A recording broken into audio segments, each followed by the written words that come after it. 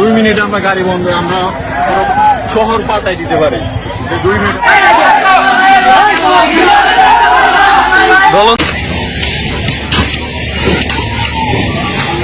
12 November 1 lakh মানুষ জড়ো করবে আওয়ামী লীগ প্রকাশ্যে ঘোষণা দিলেন সেনাপ্রধান ওয়াকারুজ্জামান।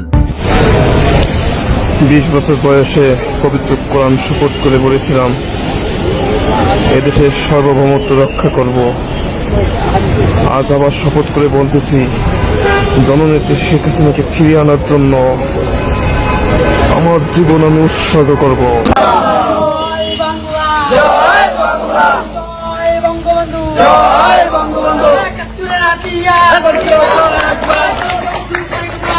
আসসালামু আলাইকুম সম্মানিত দর্শক, ইতিমধ্যে সারা দেশে তাণ্ডব শুরু করে দিয়েছে আওয়ামী লীগ। রাস্তায় গাছ ফেলে আন্দোলন করেছে তারা, পুলিশের গাড়ি ভাঙচুর করেছে তারা। অন্যদিকে আপনারা দেখেছেন একজন সেনা সদস্য শপথ করেছেন শেখ হাসিনাকে বাংলাদেশে ফিরাবে। এমনকি সেনাপ্রধান ওয়াকারুজ্জামানও এখন আওয়ামী লীগকে সমর্থন দিচ্ছে। দর্শক, বিস্তারিত দেখতে পারবেন এই ভিডিওতে, তাই 1 সেকেন্ডও না টেনে পুরো ভিডিওটি দেখবেন। চ্যানেলে নতুন হলে সাবস্ক্রাইব করে রাখবেন পরবর্তী আপডেট পাওয়ার জন্য। ভিডিওতে একটি লাইক করে দেখতে থাকুন সম্পূর্ণ ভিডিওটি। 2 মিনিট আমরা গাড়ি বন্ধ, আমরা শহর পাল্টাই দিতে পারি। 2 মিনিটে বন্ধ করে দিচ্ছি। একবার বলছিলাম 2 মিনিট আমরা গাড়ি বন্ধ, আমরা শহর পাল্টাই দিতে পারি। 2 মিনিটে বন্ধ করে দিচ্ছি।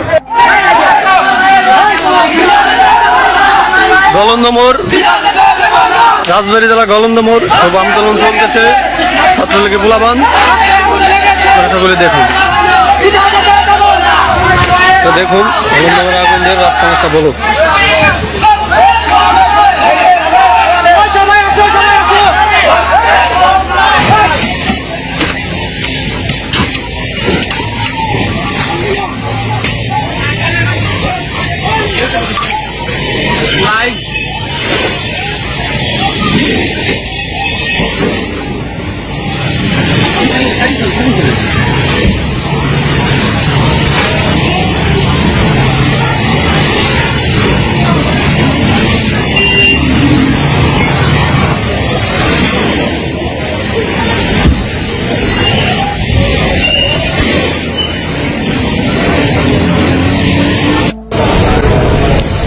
বিশ বছর বয়সে পবিত্র কোরআন শপথ করে বলেছিলাম এদেশের সার্বভৌমত্ব রক্ষা করব।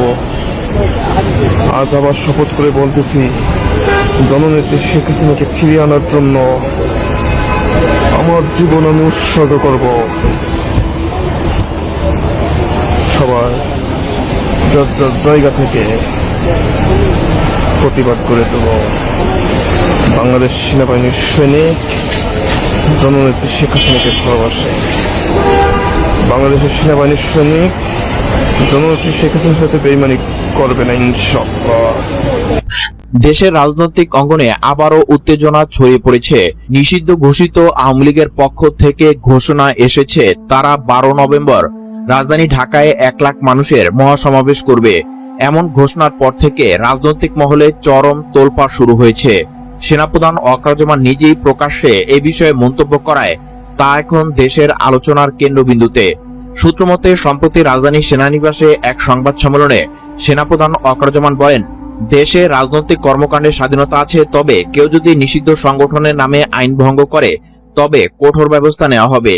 সাংবাদিকদের এক প্রশ্নের জবাবে তিনি আরো বলেন, আমরা জানি কিছু সাবেক রাজনৈতিক কর্মী 12 নভেম্বর একত্র হওয়ার পরিকল্পনা করছে। আমরা চাই না এই সমাবেশ দেশের নিরাপত্তা পরিস্থিতি নষ্ট করুক। তার এই বক্তব্যের পর সামাজিক মাধ্যমে শুরু হয় ব্যাপক আলোচনা। অনেকে মনে করছেন সেনাপ্রধানের এই মন্তব্য আসলে একটি সতর্ক বার্তা, আবার অনেকে বলছেন তিনি হয়তো পরোক্ষভাবে সমাবেশের অনুমতি দিয়ে ফেলেছেন। রাজনৈতিক বিশ্লেষকদের মতে নিষিদ্ধ ঘোষিত আওয়ামী লীগের পক্ষ থেকে এমন প্রকাশ্য ঘোষণা দেশের সাম্প্রতিক অস্থির পরিস্থিতিকে আরো জটিল করে তুলতে পারে। অন্যদিকে প্রবাসে অবস্থানরত আওয়ামী লীগের কিছু প্রাক্তন নেতা অনলাইন প্ল্যাটফর্মে সমাবেশের আহ্বান জানিয়ে পোস্ট দিচ্ছেন। তাদের দাবি, এই সমাবেশ সরকারের পতনের কোনো কর্মসূচি নয়, বরং জনগণের অধিকার পুনরুদ্ধারের শান্তিপূর্ণ উদ্যোগ। ঢাকা মহানগরীর বিভিন্ন এলাকায় ইতিমধ্যে ব্যানার ফেস্টুন দেখা যাচ্ছে, যেখানে লেখা মানুষের ভোটের অধিকার ফিরিয়ে দাও ও বাংলাদেশ বাঁচাও আন্দোলনে যোগ দাও।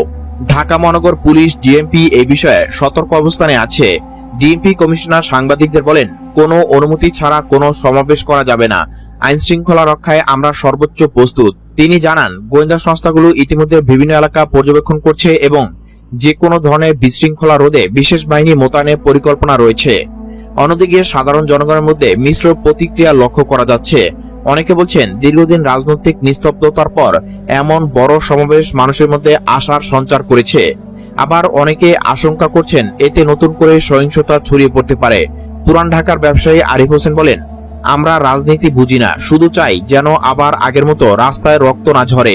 বিশ্লেষকরা বলছেন, সেনাপ্রধান অকার্যমানের বক্তব্যে একদিকে সংযমের বার্তা আছে, আবার অন্যদিকে রাজনৈতিক অস্থিরতার ইঙ্গিতও লুকিয়ে রয়েছে। নিরাপত্তা বিশ্লেষক রেজাউল করিমের মতে, তিনি আসলে জনমত যাচাই করছেন। জনগণ ও প্রশাসন কেমন প্রতিক্রিয়া জানায় তা দেখেই হয়তো পরবর্তী পদক্ষেপ নেবেন।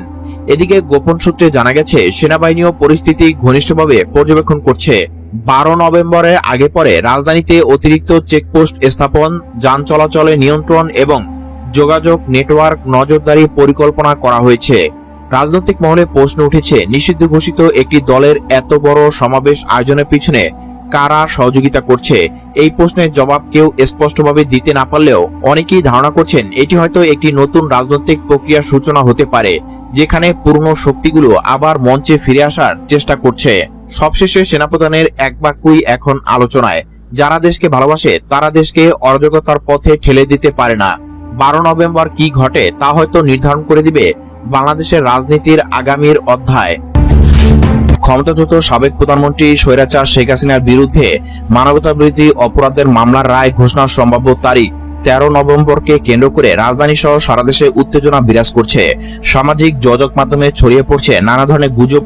সম্মানিত দর্শক, সম্পূর্ণ ভিডিওটি দেখলেন, অবশ্যই বুঝতে পেরেছেন ভিডিওটি গুরুত্বপূর্ণ ছিল।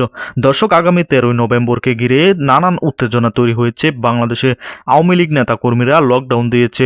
সেই লকডাউনকে কেন্দ্র করে সতর্ক অবস্থানে রয়েছে পুলিশ প্রশাসন। বিভিন্ন জায়গায় একযোগে মাঠে নেমেছে আওয়ামী লীগ। রাস্তায় গাছ ফেলে আন্দোলন করেছে, মিছিল করেছে, সংঘর্ষ হয়েছে, পুলিশের হাতে আটক হয়েছেন বেশ কয়েকজন আওয়ামী লীগ নেতা। এমন অবস্থায় কিন্তু কঠিন বিপদের মুখে আছে অন্তর্বর্তীকালীন সরকার।